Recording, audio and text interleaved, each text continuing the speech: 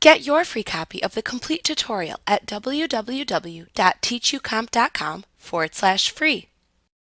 After opening an image file, you can place additional images into their own separate layers on top of the original image layer. An image file in Elements can consist of multiple layers. A layer is like a transparent sheet which is placed on top of the original canvas or background layer. You place additional images and other items into their own separate layers on top of the original image layer, so you can select a certain layer and then make changes to only the items in that particular layer without placing the parts of the image that exist within other layers at risk.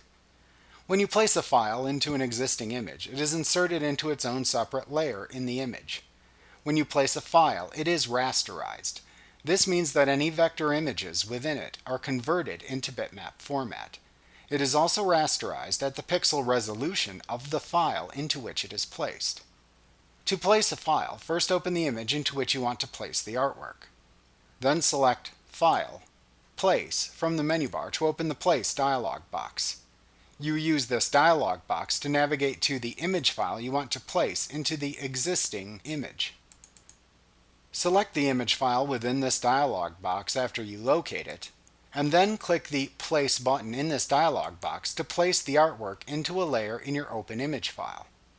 If you are placing a PDF document with multiple pages into an image file, you must select which page to place into the image within the dialog box that appears, and then click the OK button.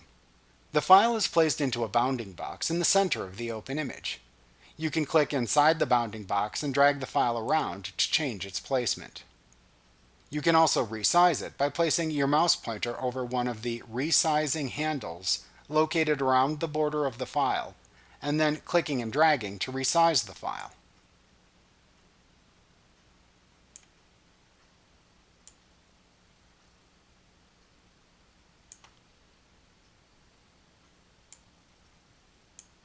You can rotate it by placing your mouse pointer outside of the bounding box until you see a rotating arrow icon. Then click and drag to rotate the file.